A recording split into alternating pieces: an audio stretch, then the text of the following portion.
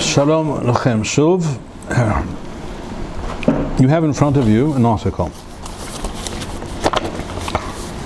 The version you have is 37 pages long, I believe. The one I'm holding in my hand is 36 pages long. The difference being that I went over it again and made some minor changes, and somehow we gained a page. But very minor changes, so essentially you'll be able to follow whatever I quote. Sometimes perhaps a footnote is up or down, or an extra footnote or something, but nothing major. The topic here is, as it states on the first page, Haru'et ha'hama with ha'levana with ha'kochavim with ha'mazalot with ha'rochi'a b'tohero. This is based on a Bracha, which appears, as we're about to see, in many sources, in the Bavli, Yerushalmi, Tosefta, speaking about various things that we can observe in the heavens, which we are supposed to take note of and be impressed by. It's important to understand the essential notion behind all of this, this halakha, these halachot, these barachot, as we're about to see, is to be aware of Hashem's bria, of nature, of the creation, not to just in a very distracted and bored fashion be aware of the fact that the sun rises in the morning and sets in the evening, and the moon, which wanes and waxes, and the other phenomena that we will discuss. We are supposed to take note of these things, and we see this already in the Pesukim in Sefer Tehillim. On the first page you will see in front of you Tehillim Perek Heth, which says, Lam naseach al hagitit mizmor David. Adonai Adonai ma adir shimcha bechol haaretz asher tana hodecha al hashamayim. In other words, you have created these majestic heavens above us, which tell us something about the Creator. Mipi olalim v'yonekim yisat ta'oz leman sorarecha lashpit oyev umitnakem. I'm not going to try and explain all these pesukim now, but immediately the pasuk goes on to say, the Mizmor goes on to say, Ki ar'a shamecha, when I observe your heavens. In other words, the first thing is that you observe and you understand, you internalize the fact that these heavens, this creation, was created by someone. It's not just there. Kireh shamecha, not kireh shamayim. Kireh shamecha, it belongs to you. You created this thing. You Hashem. Ma'aseh asba'othecha, your handiwork, Yoreach v'chochavim, and here it says explicitly the moon and the stars, Asher konanta, which you have established. Ma enosh ki tizkerenu, uven adam ki tifkedenu. In other words, a human being should perceive and should understand and feel as a result of witnessing or observing such things and internalizing something as a result of what one sees. We should also internalize, amongst other things, that we are very small. Ma enosh ki tizkerenu, who is man that you take note of him? Uven adam ki tifkedenu. And yet, the fact is, Hashem does take notice of us. وَتَحَسَّرَهُ مَعَتْ مَأْلُهِمْ وَخَوَضْ وَهَذَرْ تَعْطَرَهُ. We of all living creatures are created b'tselem Elohim, in the image of Hashem, and we are aware, and we have understanding.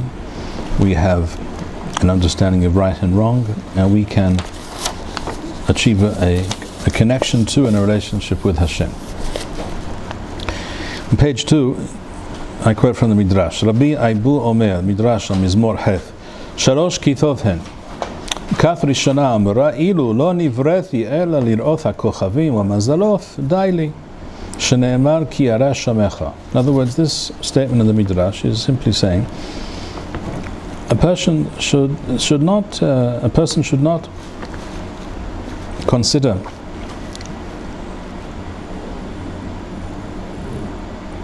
these things that we see, the heavens, the planets, the stars, as something to to take without great notice or without interest, but rather we should be very impressed by such visions. Rabbi Avraham ben Ezra also states on the pasuk in this mizmor, when it says Asher tanahu decha ala shamayim, you will note that in the pasuk it mentioned the sun and the stars. The moon and the stars. It did not mention the sun. Rabbi Avraham ben Ezra says there are those who say Yesh omrim ki ta'amahu decha ala shemesh. The hod, the majesty, the very impressive, the most powerful and impressive thing that we see in the heavens, of course, is the sun. Ki hiya biriyah gedolah.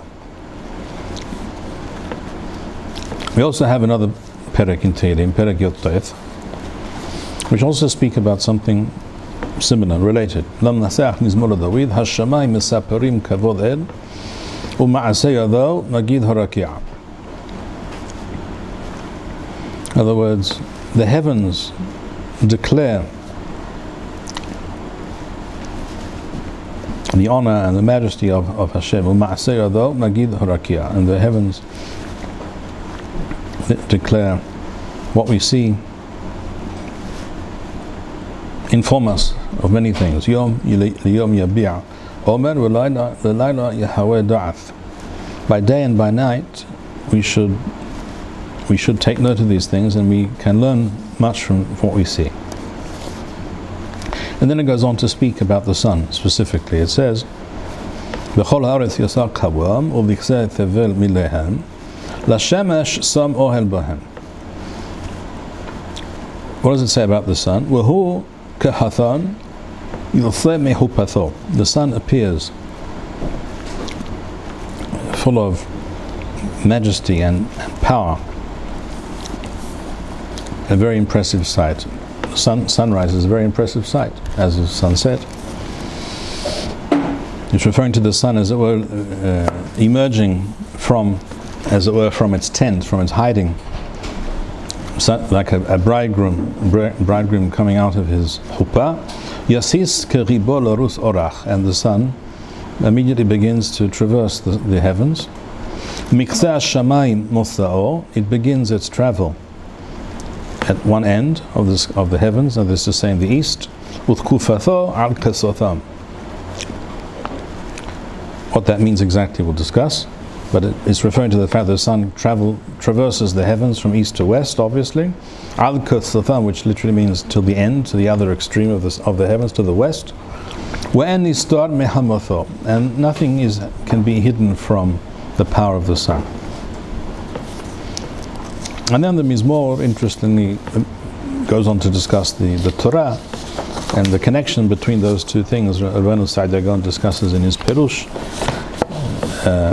where he basically says as follows, that just as the heavens and Ma'aseh HaBriyah in general indicate to us and teach us that there is a creator, Hashem is there, and these things didn't invent themselves, so it is even more obvious and clear from the Torah. The Torah Adonai Tamima Meshivat Nafesh. In other words, the Torah is also a B'riyah of Hashem, and it is wondrous. And it also proves the power and the control and the majesty of Hashem. Not to mention the wisdom and chokhmah of Hashem.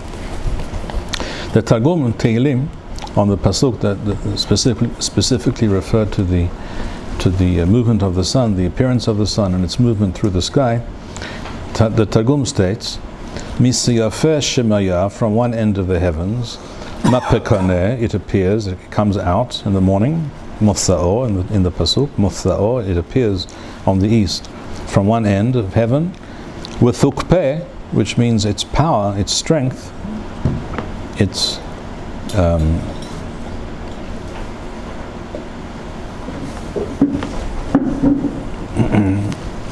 those are the words. The Thukpeh means its power, its strength. Al Sitrehon covers all of the earth. Weleth demittamar min ritheh, nothing can hide from its anger, or it's understood by some to mean its heat. In other words, the sun is all powerful, and it's difficult to escape the sun, particularly this time of year.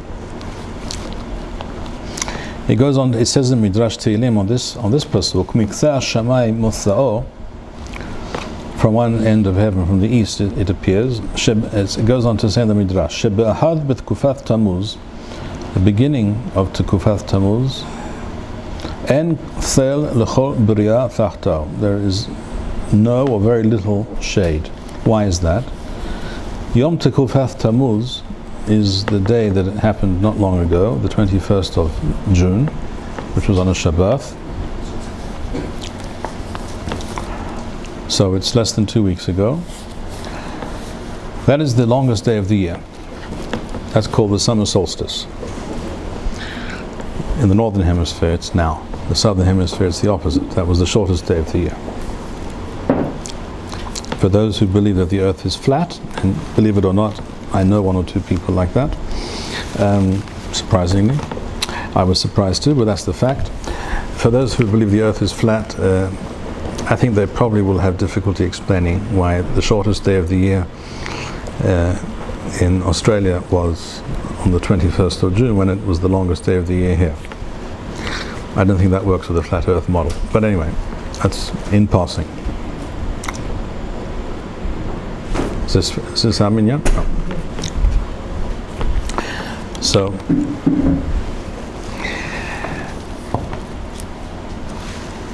So the summer solstice in the northern hemisphere is on the 21st of June. What does that mean? It means it's the longest day of the year, which means if you measure from sunrise to sunset, you have the longest period from sunrise to sunset is on that day. It doesn't change radically from day to day. The change is very, very gradual. But the longest period from sunrise to sunset is the summer solstice. That's the 21st of June. I mentioned the Goyish date because there is no fixed Jewish date for that occurrence.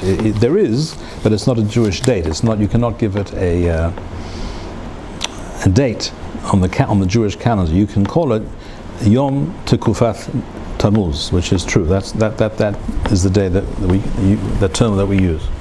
In other words, it's the beginning of what we call the summer, basically. Tekufat Tammuz, the word Tekufa, and this is part of our discussion, the word Tekufa can mean actually, and does mean three things. Or the word Tekufatho can mean three things, and the word Tekufa means at least two things. At least. In normal parlance, Tekufa means a period of time. It could be an historical period or whatever we're discussing. A period of time. Perek Zman.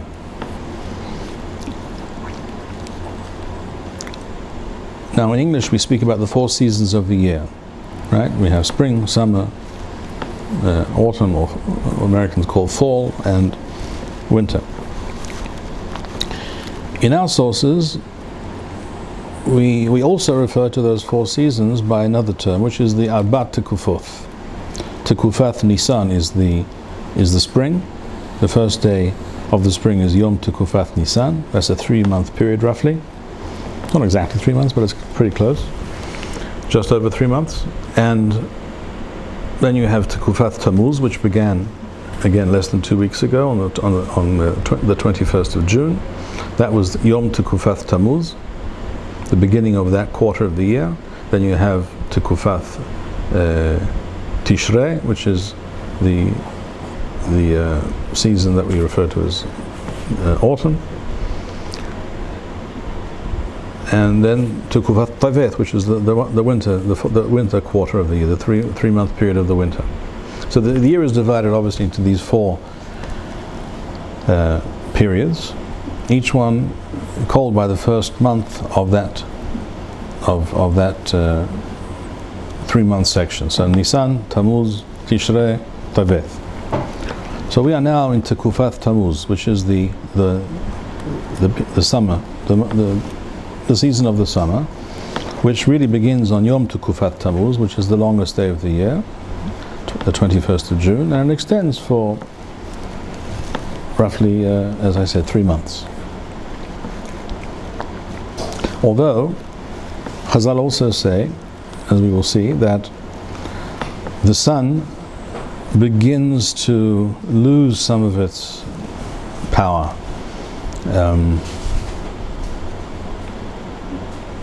and strength from Tu B'Av, the 15th of Av. In other words, it begins to somewhat dissipate from that point on, which is relevant to what we're about to discuss, the Bracha and the Hama. What we're about to see is that Birkat Hama, far from being a Bracha, which is to be recited once every 28 years, as is commonly believed, and that is the common practice at the present time. The truth is, Chazal did not intend that, did not have that in mind. Chazal referred to a bracha that is recited once a year in the summer. According to Rav Sa'adia Gaon, he mentions Yom Tekufat Tammuz, that specific day, of that longest day, the beginning of the summer.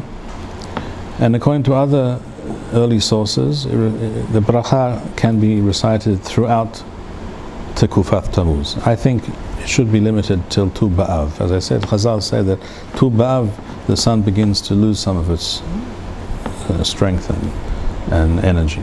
So on page 3, you have a taktir, a summary of the various barachot mentioned in the sources that we're about to see. The first is Haroet HaHama B'Tkufata, which we have already mentioned, means Miyom Tekufat Tammuz Ba'ad Tu B'Av, once a year. Not the current practice of every 28 years in the month of Nisan, which is a different topic which we can get into.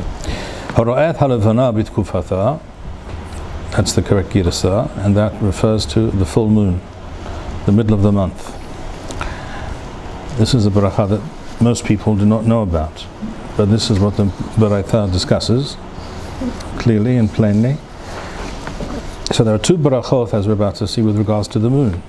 One is the middle of the month, as we're about to see in a moment, the beginning of the month, which people know about, Kiddush HaHodesh or Birkat HaHodesh, or whatever the people call it, Birkat HaLevana. Haroet HaKochavim, which refers to the stars. And the intention is when a person sees, every so often one notices in the night sky, a very clear night, and one sees the stars very bright, shiny, very impressive, very more than usual, one recites the bracha. It's always the same bracha for all the things that we've mentioned so far. Oseh v'reshith. And I stress again, Baruch atah Hashem Elokeinu melech ha'olam, Oseh v'reshith, not Ma'aseh v'reshith, Oseh v'reshith, which we'll also discuss if we get a chance. Haroet HaMazalot, this refers to not the stars but the planets. The word Mazalot refers to the planets such as Mars, Venus, Jupiter, etc., which a person who has some familiarity with the night sky can tell quite easily what he's looking at. And the same applies there. When you see these planets very clearly, very brightly, very impressive and majestic sight, you recite the bracha again, the same bracha, Oseh v'reshith. It all refers to the Bria of HaKadosh Baruch Hu. Haroet HaRakia B'Tei Haro, this is the same bracha but a slightly different concept. This refers to the viewing the sky itself during the day when it is a particularly clear and deep, almost impenetrable, you could say, shade of blue. When is this the case? This is the case in Eretz Yisrael anyhow, in the winter months, after a very solid rainfall, a lot of rain and wind, which purify the air, clear the air of all the dust and what have you. And then, as the Yerushalmi states explicitly, the Yerushalmi says this is after 3 days of rain. It doesn't have to be constant, it can be intermittent, but you had a serious amount of rain and wind which clears the air, the atmosphere, and then one sees the sky a very unique and powerful shade of blue, very impressive. In Eretz Yisrael you rarely see it. You really cannot see this at the present time, shall we say, in the summer months, because there's almost always too much dust, or there's too haze in the air. Sometimes, in fact, this time of year, the sky is a very almost grayish blue, pale grey blue. It's a washed out color. Whereas in the winter, at certain points in the winter, usually not more than once or twice in the winter, in Eretz Yisrael will this happen. You will see a very, very especially impressive sight. The sky at its most redolent and impressive color. And all these, we have one bracha, Baruch Atah Hashem, etc., also Bereshith. And then there is another bracha which everyone does know about, which is, he who sees the new moon, Baruch Atah Hashem, etc., Mahadesh Hodashim. And we will discuss all these things now further. Let us look at the sources. The sources are as follows. The Tosefta states very briefly and without really explaining itself. It says in Masechet Berachot, Haro'eh, this is on page 4. Haro'eh et ha'hama, ואת הלבנה, ואת הכוכבים, ואת המזלות, אומר ברוך עושה בראשית. That's it, that's all it says. And the truth is that it might not be obvious to every person who hears such a baraita what exactly is intended.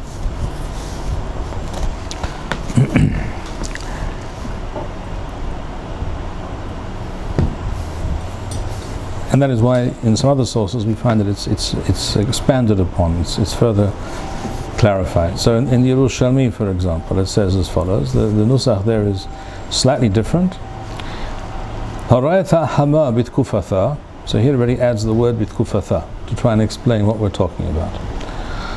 As we shall see, the word bitkufatha means in the summer when the sun is at its strongest and most powerful, which is as it is now. The word bitkufatha, therefore, is the same as bithokpa, as if it's minashon tokef u'othma. It does not mean it does not refer to a particular point in its movement in the skies as we see it. There are those who understood it that way, but the original meaning is haroeta hama bitkufatha. In other words, when it's at its most powerful, and the same applies to the next clause, when the sun is at its most powerful, and that's obviously at the full moon. That's when the moon is most impressive, most it lights up the earth more than any other time during the month. And the sky when it is at its purest, literally. In other words, again, as we said before, when the sky is particularly has been washed clean and purified of all the haze and dust that tends to get in the way often, on all these you say Baruch Hoseh Bereshith. That's what the Yerushalmi says. And then it goes on to say Amar Rabbi Huna Hadad Tamar. This refers to Bimot HaGeshamim in the winter months, in the rainy months, Uvilevav after 3 days of rain. The simple and correct pshat is that Rabbi Huna is referring only to the last of these things that we mentioned. In other words, harakia b'teharo, referring to the sky. When is the sky at its purest, at its most clean and pristine, b'teharo, and its brightest and most impressive? In the winter months, after lots of rain and wind, then you see the sky in a different aspect. The sky has a different aspect than it does most other days in the year, at least in Eretz Yisrael. In Chutz La'aretz, this could happen in other times of the year as well in certain countries, where you may have a fair amount of rain and wind also that may have the same effect on the sky at other times in the year. That may happen. In Eretz Yisrael it won't happen, because we only have rain essentially 4 or so months during the year. But in countries where you have rain all throughout the year, or you have 2 or 3 rainy seasons during the year, it could happen other times in the year as well. As we'll see, what the Bavli says lends itself to what I just said now.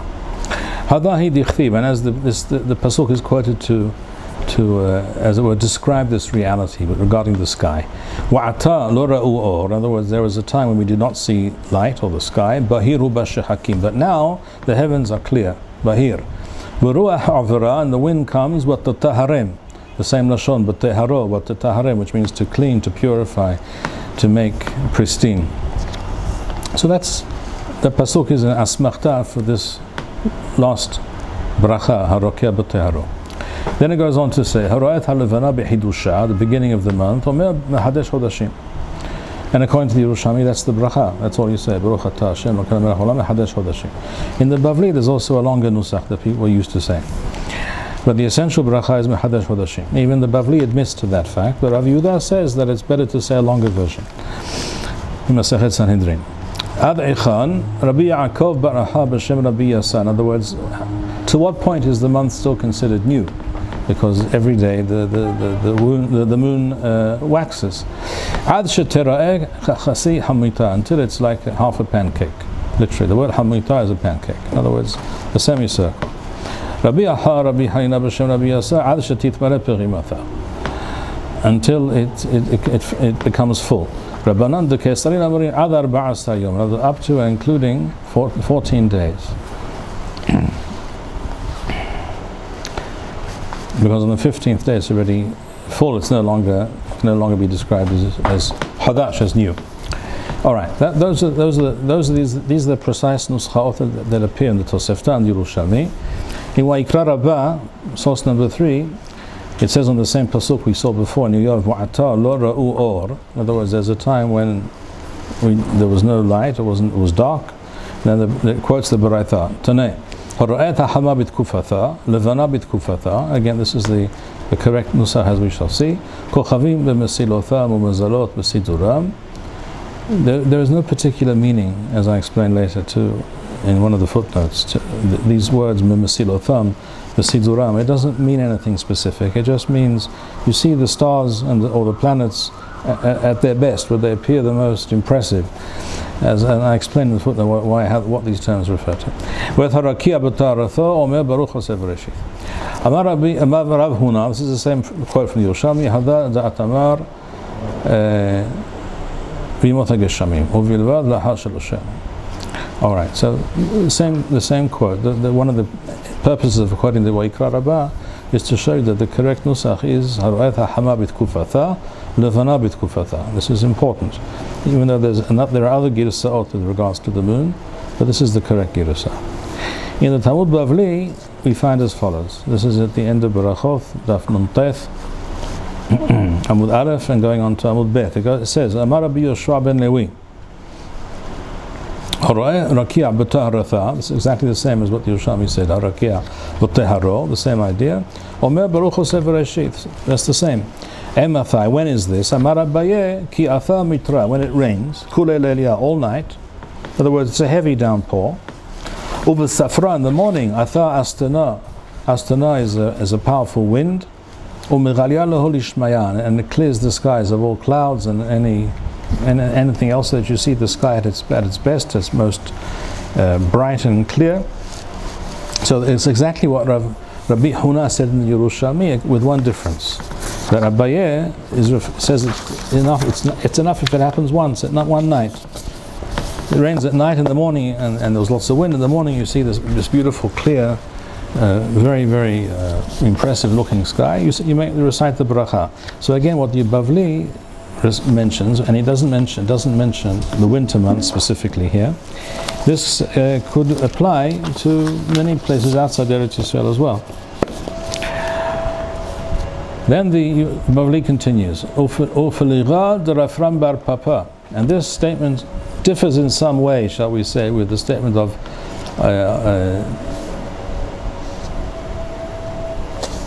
this statement of Rabbi Yoshua ben Lewi differs with the statement by Rav Rafram Bar Papa in the name of Rav Chisda. Damar Rafram Bar Papa Rav Chisda miyom shehara bet hamikdash lo nir'eth rakia b'taratha. From the day that the Mikdash was destroyed, the sky cannot be viewed. We do not observe the sky in this pristine state. In other words, the spiritual reality has an impact on the, literally that's what it seems to be saying, has an impact on the material reality, and we can discern the difference. Shenemar albish shamayim kadruth wasak asim kesutham, and this pasuk is understood to be referring to the Khurban. It speaks about kadruth and it speaks about sak. All right, so the question is, how do you understand this statement? Is it really a mahloket between Rabbi Hizda and Rabbi Yoshua ben Newi? That according to Rabbi Yoshua ben Newi, you do recite this bracha on the sky after rainfall and the sky being particularly pure and pristine. And according to Rabbi Hizda, one does not make this bracha after the Khurban. Is that how one understands what's being said here? Or Rabbi Hizda agrees that with regards to the bracha after rainfall, he agrees that's what you do. But Hizda was saying you should know even what you see today after rainfall is not what you might have seen in an earlier period, before the time when there was a mikdash. This is what I just described now is a mahloket amongst the kadmonim. It seems to me, from what I understand, what I quote later, that in Chachmei Surah understood it not to be a mahloket l'halacha in terms of the bracha, which is why the Alachot Gedorot, for example, brings this bracha. Whereas Chachmei Pumbedita, it seems to me,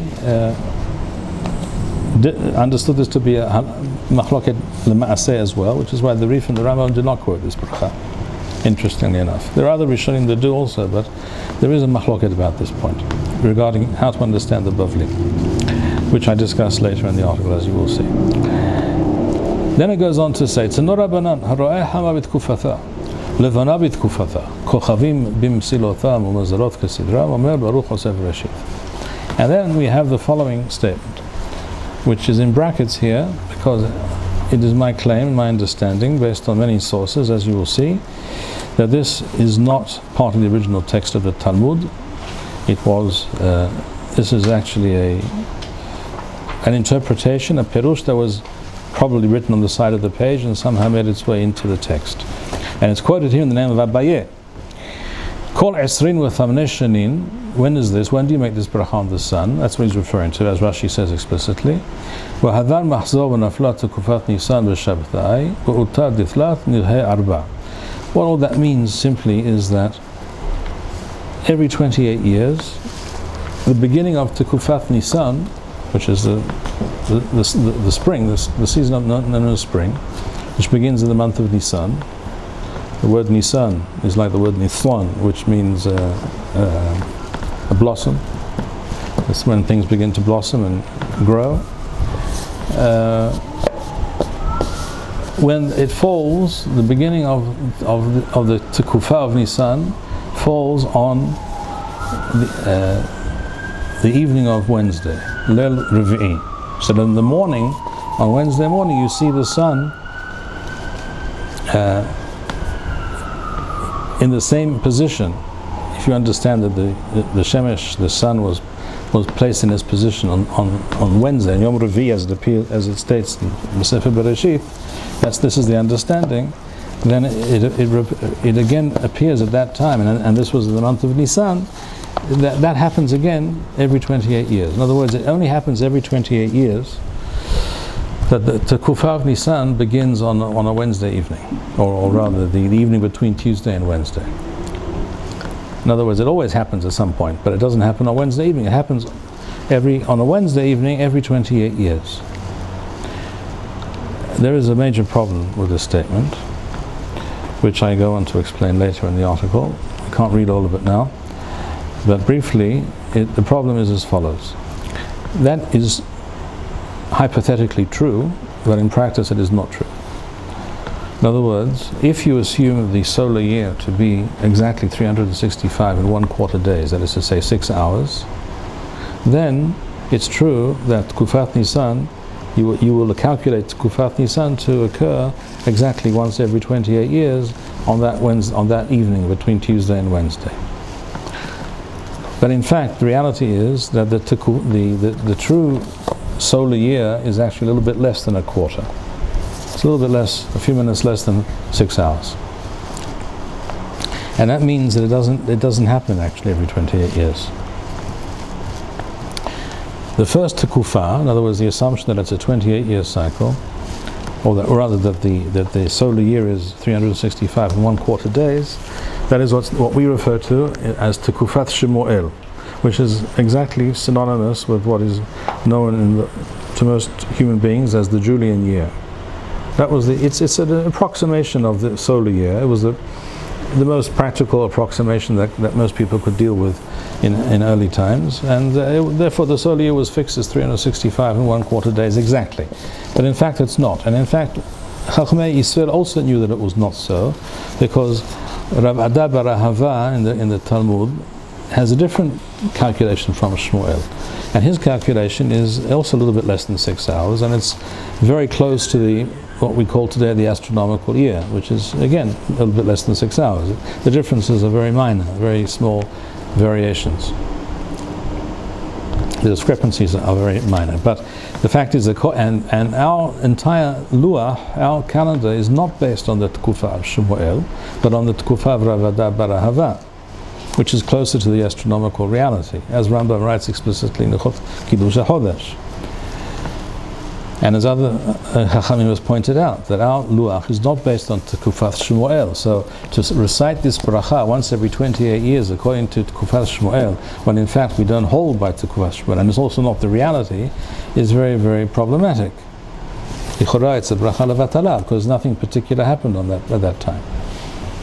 That's one problem with this understanding. So, at any rate, what we see here is that Lichora, Abaye is quoted here as saying that the bracha regarding the sun referred to in this Baraita is something that you're supposed to recite once every 28 years on a Wednesday morning. That's what it says.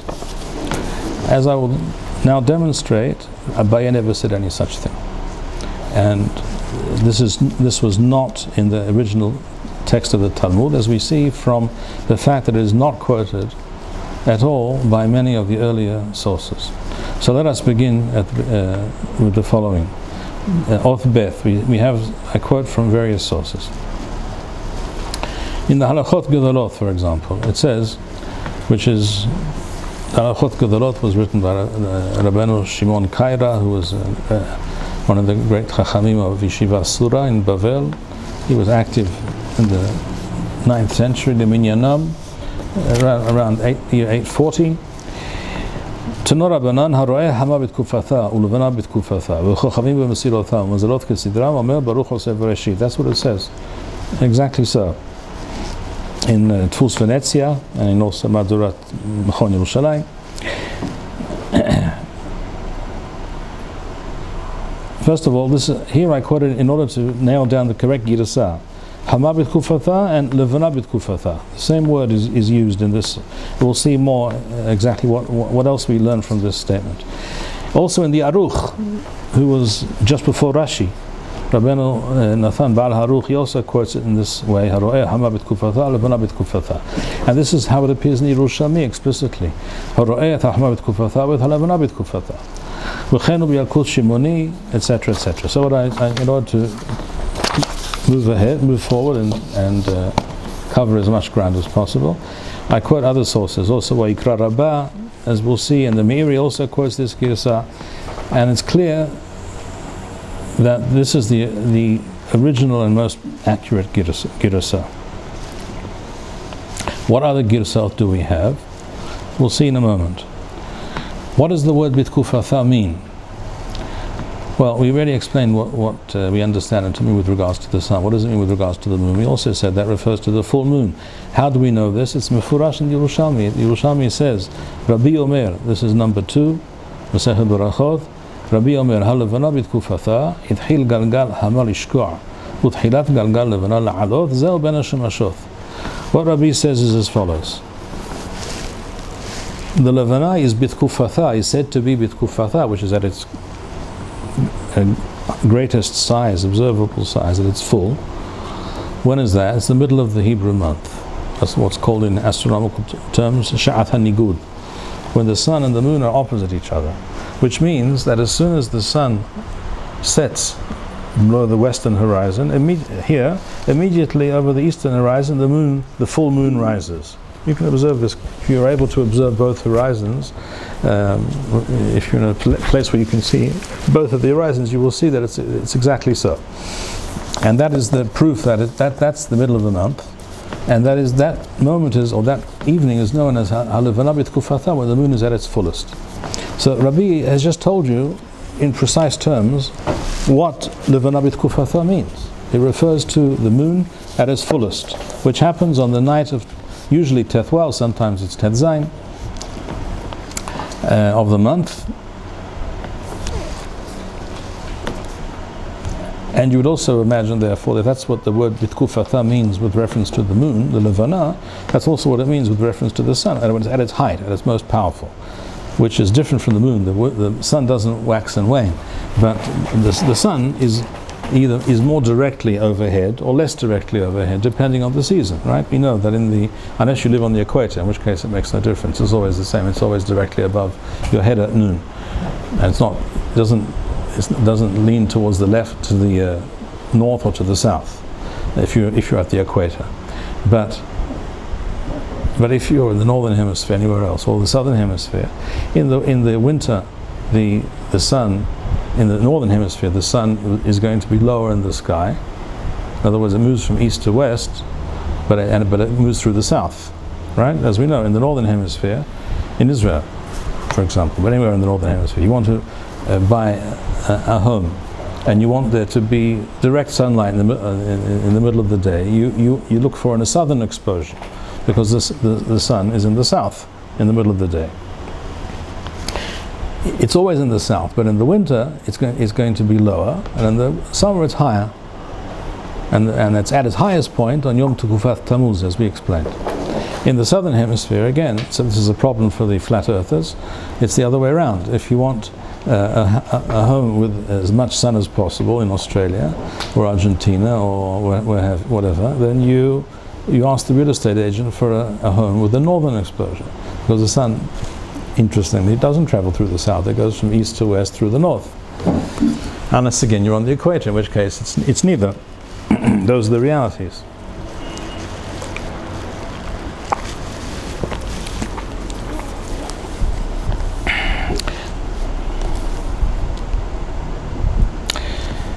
So the correct Girusa, as we said, is Levana b'tkufata, as also Hama b'tkufata. But we do find other Girusot with regards to the moon. We find another version of Halachot Gedolos number 3.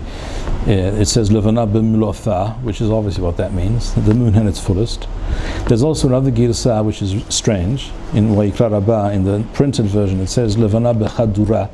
It's strange, but we understand what it means. It means when it's a ball, when it's at its fullest. And there's also other girsot, like in the Rif number 4, it says Levana b'taharatha, which is important because many Rishonim have this girsa b'taharatha. What does b'taharatha mean? This is a major question. The word tohar means bright or light. And therefore, the word for afternoon in Aramaic is tehara. Tehara is not the afternoon, noon rather. Right? Like the famous statement in the Gemara, "Sheraga tehara ma'imahane." What good does in which way does a candle benefit you in the middle of the day when you're outside? Obviously, it doesn't add anything. And where do we see this is the meaning of b'tahara? This is very important to understand this point. The Rivavan explains in his Perush on the Rif, Levana b'taharatha, he says, is milashon u'che'etzim hashamayim latohar in Parashat Mishpatim, which we also read recently according to our Seder. U'che'etzim hashamayim latohar, it's referring to the sky at its clearest and brightest, and that's what the Onkelos says. U'chemichzeh shemaya levariru, when the sky is its most clear or pure. And Rashi says, "Ze lashon barur v'thalul." So the word, if we refer to the Levana as being b'taharatha, we're referring to when it's its clearest, brightest, etc. And this is what we find in other sources as well. We also have a pasuk in Tehillim, Perek Peteth. We have the pasuk Hishbata mitaharo v'chiso la'aretz migarta. It's referring to, according to one understanding anyway, according to the Malchut of Israel, Hishbata mitaharo. In other words, you have caused it to be less bright. Rashi says that mitaharo zarihatho kamo sahoraim temetargamen on tehara. All right, so and if you'll be able to look up some of these sources later, which I won't go into now. But it's clear that the word b'taharatha refers to something when it's at its clearest, brightest, most visible.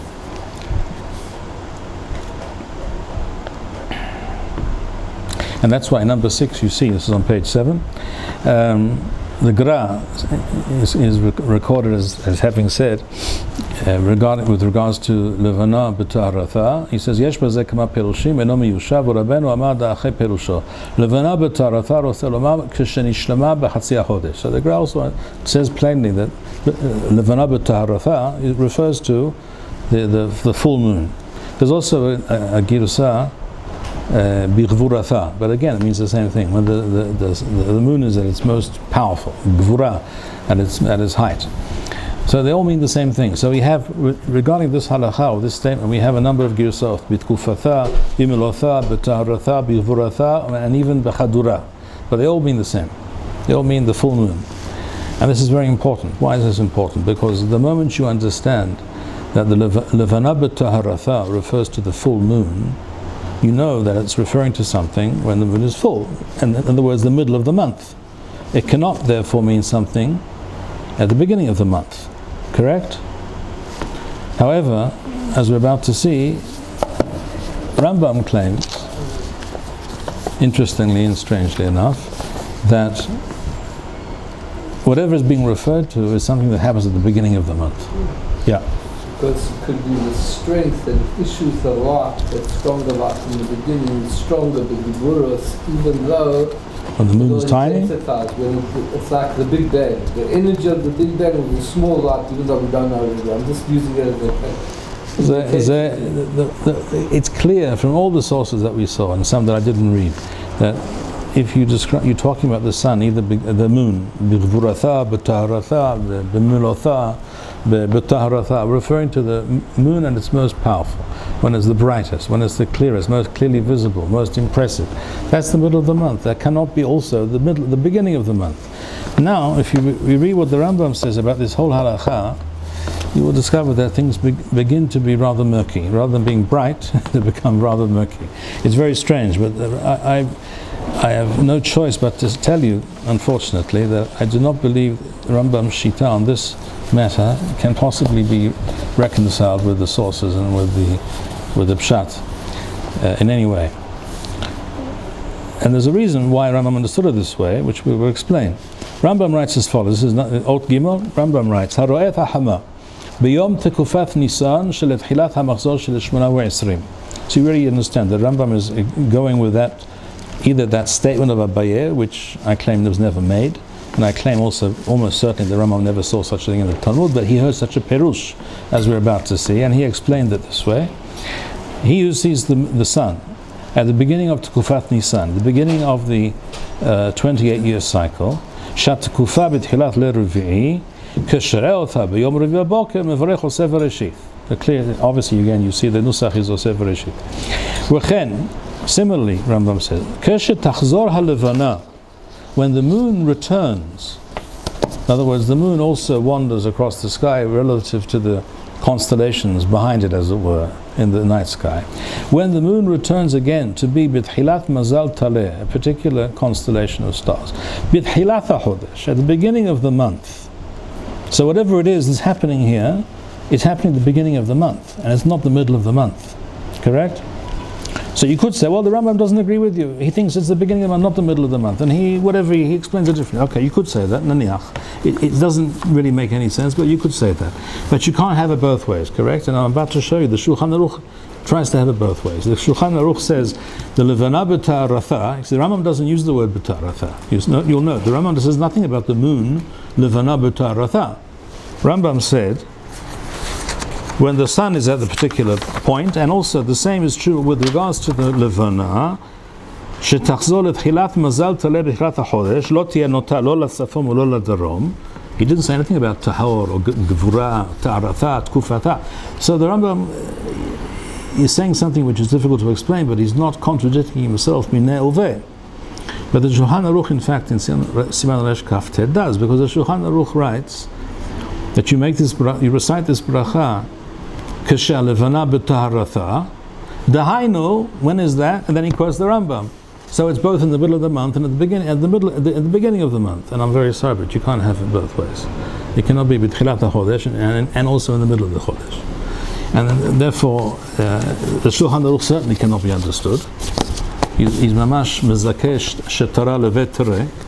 He's explaining it according to two contradicting interpretations. The Torah didn't do exactly that. The Torah quotes the Lashon de Baraitha, and then he says, "V'chatav Rambam kach v'kach," and it's not clear whether he's agreeing with the Rambam or he's just telling you, informing what the Rambam says, and you can decide now, because I don't know what to do with this halacha, because it's if you don't understand, it's not a straightforward halacha. So you can understand the Torah to be giving you two options, levana b'taharatha, whatever that means. And if you want to know what the Rambam says, the Rambam said this, but I'm not saying it's the same thing. But the Shulchan Aruch says mufrash, it's the same thing. It says dahainu, and it can't be.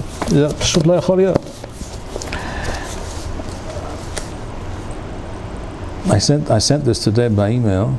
I met a year or more ago with a certain Rav, a certain Sfaradi Haredi Rav, whom I've known for many years, and we touched upon the topic of whether halacha should always be like the Shulchan Aruch. So I said, on certain halachot, you can't do it because there's something not right with what the Shulchan Aruch writes. It's not possible.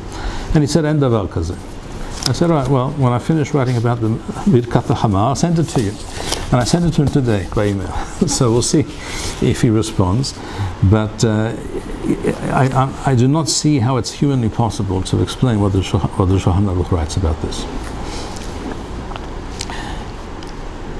That's with regards to Levana. Then Rambam continues, "V'chen," and similarly, "K'shiyachzeru kol kochav v'kochav me'hameshet ha'kochavim." This refers to the planets, Mars, Jupiter, etc. "Hanisharim netchilat mazal taleh," when they're also at the beginning of mazal taleh, of that constellation. "V'lo yenu talol asavul al darom." "V'chen b'chol et she'yireh mazal taleh oleh mikasei ha'mizrach." When this constellation of taleh is also seen, and this is a rare occurrence, "Al kol ehad me'elu mevrech oseh v'reshiv." Well, you don't need me to tell you that, first of all, very few people out there know what the Rambam just said, can possibly explain to you in astronomical terms what Rambam just said. In other words, you have to be, assuming Rambam is 100% correct, you have to be a very accomplished astronomer to explain what the Rambam just said. Someone recently sent me from some kind of a program that he has that shows you the sky in different configurations, and he showed me that what the Rambam is referring to is like this and like that. And I said, okay, that's all very well, I understand. The Rambam was referring to when the moon is in this position vis-a-vis Mazal Taleh, which happens at such and such a time. Okay, I get that, fine. But tell me, how does that connect to the words Levana b'tkufatha, or to the word Levana b'taharatha, or Levana b'gvuratha? It doesn't have any. It in no way relates to that term. The word b'gvuratha, b'tkufatha, b'milotha, and whichever girsa you choose, does not indicate what the Rambam is saying. Now you may, and this is not something I discovered. Rabbeinu Manoach says exactly the same thing. Rabbeinu Manoach writes. First of all, let me explain the Rambam Shita. Rambam understands the word bitkufatha not to mean power or strength or anything like that. Milashon tokef, which is milashoresh tau chof pei, shoresh takaf. Rambam understands it to be mishoresh nakaf, nun chof pei, which means to a circuit, to go around, like hikifu hayamim, it says in Iyov, like lashon hakafa. Okay. If you understand it that way, and Rambam wasn't the first to understand it that way, but Rambam did follow that perush of the word bitkufatha with regards to the sun, he therefore also explained the rest of the Baraitha according to that understanding, that we're talking about the various cyclical movements and orbits of various heavenly bodies at this or that time. Yes. Could it just be that the Rambam is going through the science of his time, and that he's just following that and saying that that's halakha?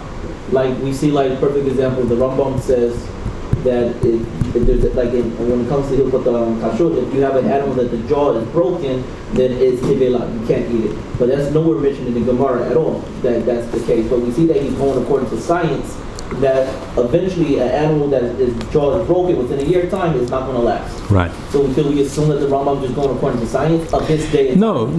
I hear what you're saying, and what you suggest might be possible and correct with regards to certain other halachot here and there, in rare instances. But with regards to this halakha, that's not the problem. It's not a scientific problem. You can explain. Although it's problematic, you should understand. This is you have Yoshua. You have here Sefer Ahava of Yididi Rav Makbili. Toda Rabba. Okay, so here we have this one, Mishneh Torah, Rambam, Sefer Ahava, with this wonderful perush of Mif'al Mishneh Torah by my I know him fairly well, Rav Dr. Yochai Makbili, a wonderful person who has done a tremendous service to Am Yisrael with this Rambam, and he has a wonderful explanation here. See, page 300 in this edition. It's page 433. Okay, so you can read afterwards. Let me read to you what now. Rav Makbili and all the people who worked on this. He didn't write it himself. All the people who worked on this Be'ul, which is tremendous, really tremendous. They will almost always go out of their way to explain and justify the Rambam, even if it's difficult sometimes to do so here and there. In this particular instance, they themselves throw up their hands. They say we can't explain it, because they write here, for example, with regards to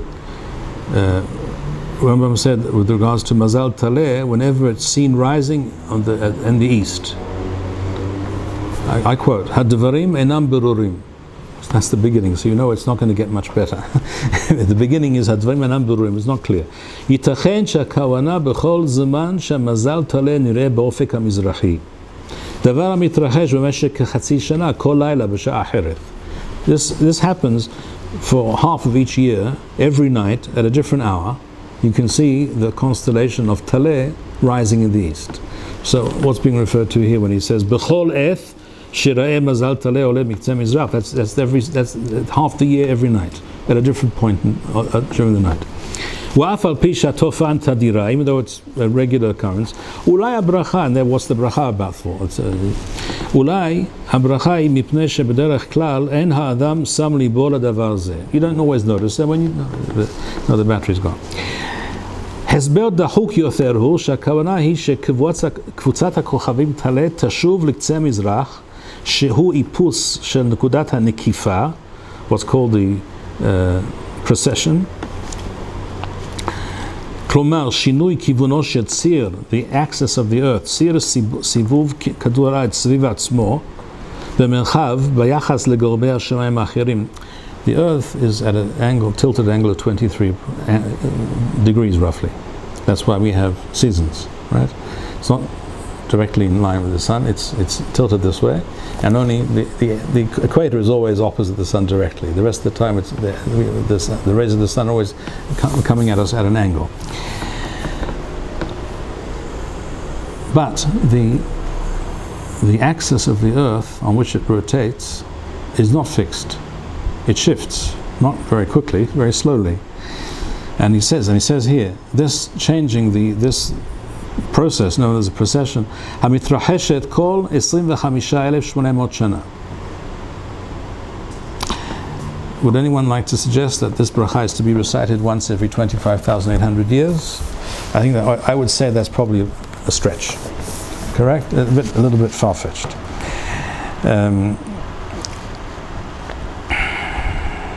And Rambam says, B'chol eth, whenever this happens. All right, so I guess once every 26,000 years, it also happens occasionally, whenever it happens. This doesn't add up. It just doesn't add up. Apart from all of this, your average person is not an astronomer. not just today, when people are less familiar with nature and the night sky, but even in ancient times.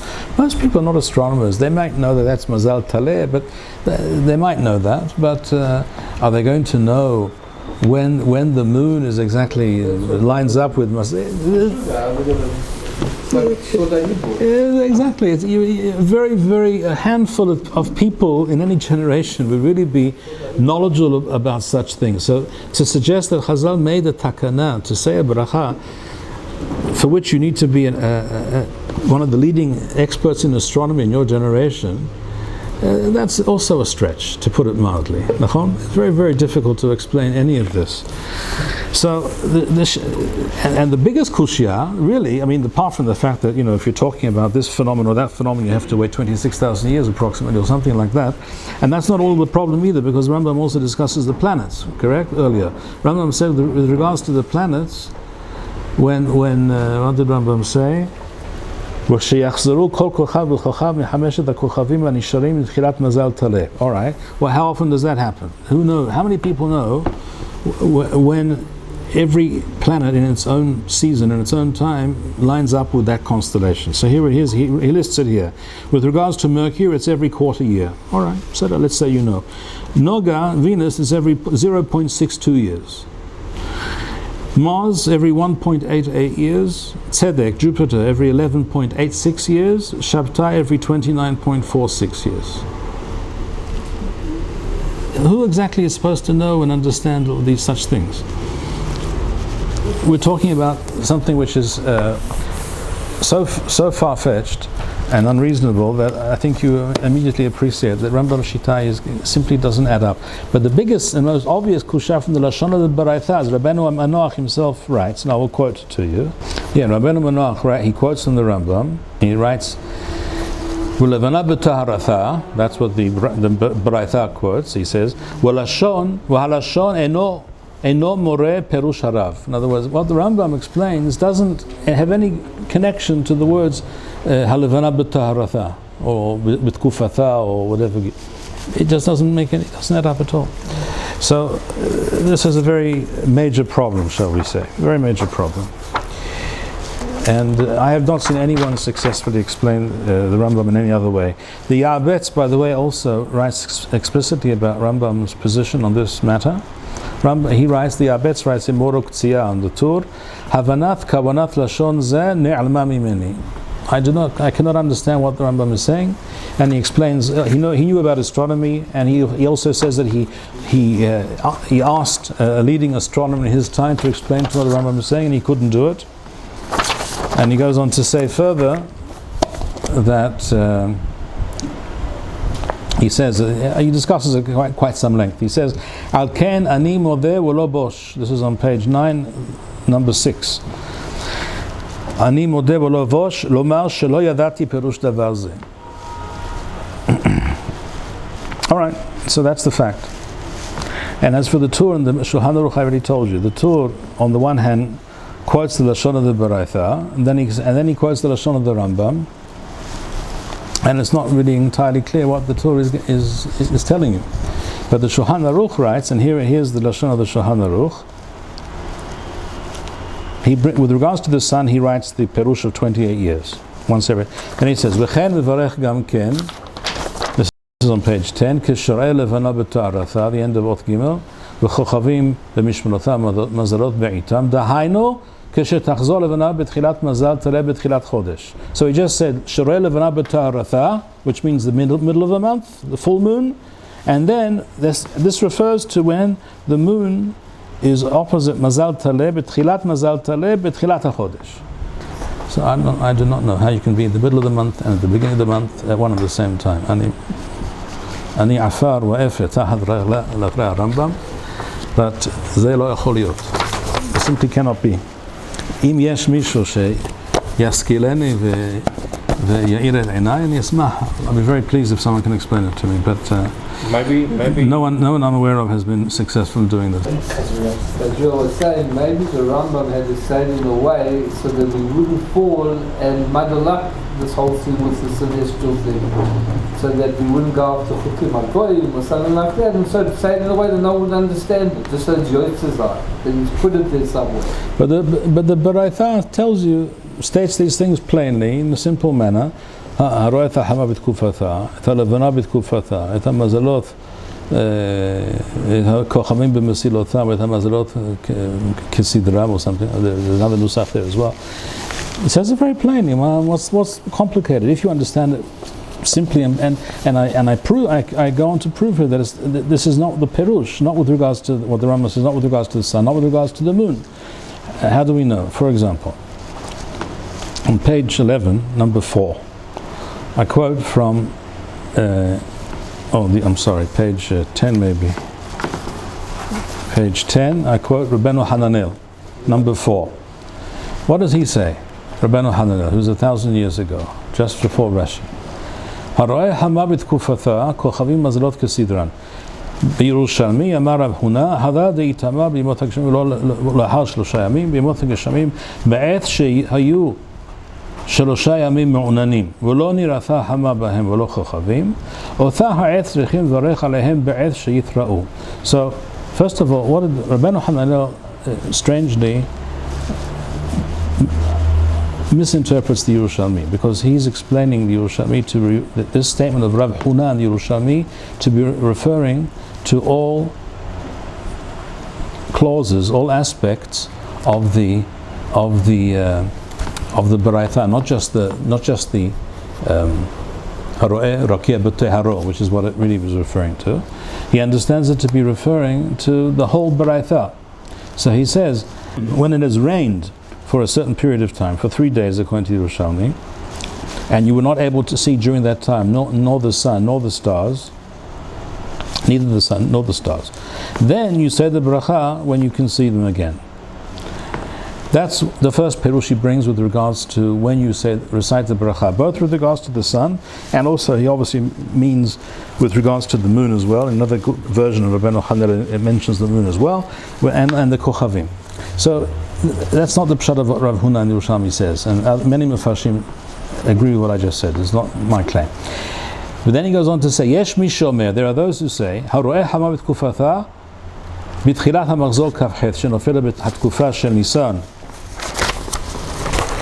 be'oratha d'tlatha, in other words, on a Wednesday evening. So what did Rabbeinu Hananel just do here? Rabbeinu Hananel, with regards to the sun, specifically the sun, Haroeh hama, says there are 2 perushim. One perush is what it says in Yerushalmi, where he understands Yerushalmi, which is that you recite the bracha on the sun when the sun was not visible for 3 days because it was overcast and raining for 3 days. All right, that's one perush. Correct or not correct? Another question. But then he says there's another perush that when you see the sun once every 28 years, Yom Tkufat Nisan. That's a totally different perush. Clearly, correct? Now wait a second. If Abaye in the Talmud says the meaning of the Baraitha, Haroeh hama b'tkufata, is that you recite it once every 28 years on a Wednesday morning, then there's no room for 2 perushim. Abaye said something very clear, and that's why, pass me please, Talmud Bavli, Masechet Berachot. Anyone who opens up the Talmud Bavli, Masechet Berachot, on Daf Nun Teh, Talmud Beth, thank you.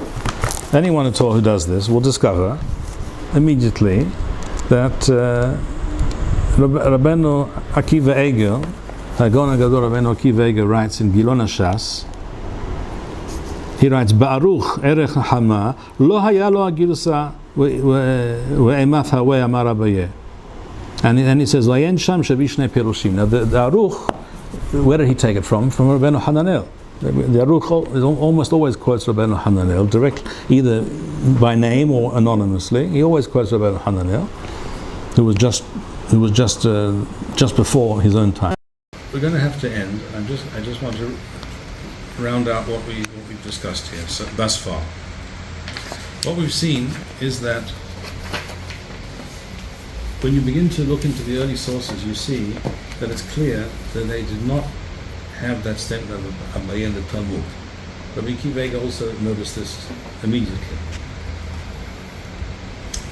And when you look at many of the early sources, like the Halachot Gedolot and the Rif for example, you open up the Rif, you find the same thing. The Rif quotes the Baraita, Haraita Hama, Levana, Kochavim, Mazalot, Yifot.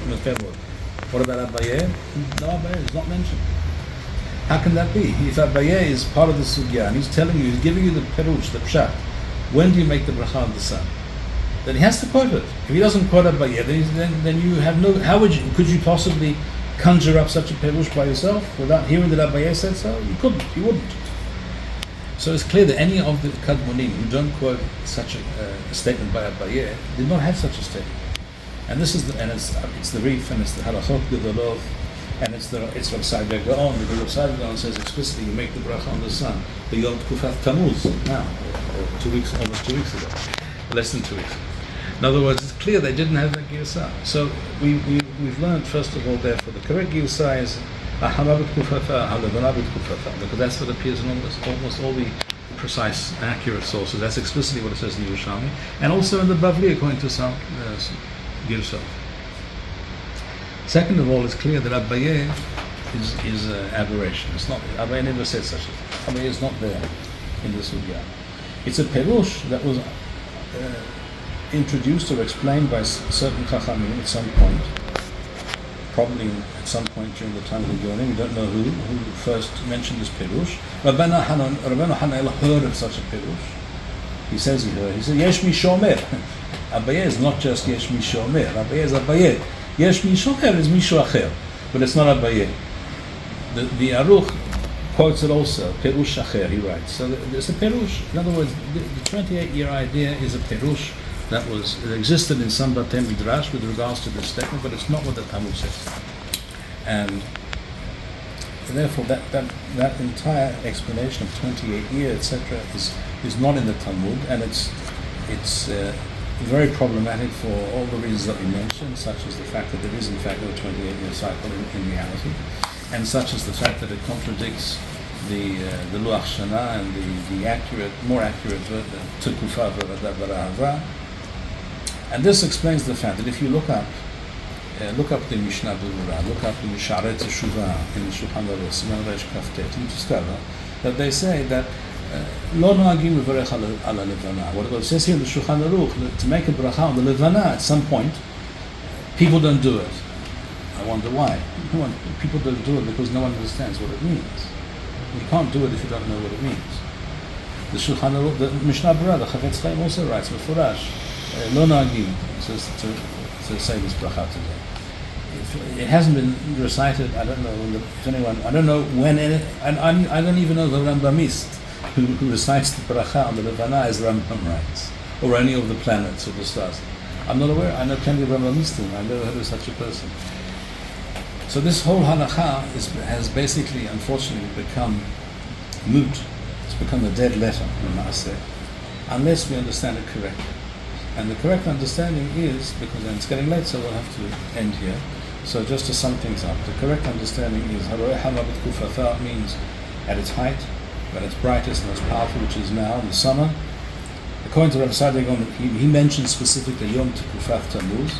I don't know for a fact that you should understand from that he means Dafka that day and no other day. I think he would probably agree that you can recite it during this period of time, during the summer, until Tu B'Av. I imagine he would agree to that. It makes sense to me, because it's not as if the sun is felt to be at its most powerful Dafka on that day. It's felt to be powerful during the summer. In fact, it usually gets a bit hotter after Yom Tekufat Tammuz. In other words, Av is often more hot than Tammuz is. The weather is hotter. It's true. In terms of astronomically, the sun is at its highest point, Yom Tekufat Tammuz. It will never be at that high point again. But in terms of the power of the sun, it's noticeably powerful for an extended period of time, about a month and a half or something like that. So I think that it can be recited ad tu ba'av, because Chazal explicitly said, Rabbi Eliezer says Mefurash in the Talmud, Tashash koha shel hama b'tu ba'av. Mi tu ba'av ve'elach tashash koha shel hama. That's what Rabbi Eliezer says. That's with regards to the sun. And that's therefore an annual bracha recited every year. With regards to the moon, we explained, it refers to the full moon. This is Mefurash in the Yerushalmi. It says, the Yerushalmi says, Rabbi says, Ribono Shel Olam, what else could you ask for? Rabbi says, Halevana b'tkufata is when the sun sets here and the moon rises here. When does that happen? Once a month. at the time of the full moon. Well, how much clearer could you want it to be? And that's not difficult. That every person can see. You don't have to be an astronomer or a very wise person, a knowledgeable person to know that. As for the stars and the planets, it's also not complicated. First of all, we don't all stand outside every night staring up at the sky looking for planets and stars. Sometimes you're out and you see, and sometimes you don't notice, and sometimes it's cloudy, and sometimes it's hazy. Sometimes you notice. I like to look at the sky occasionally.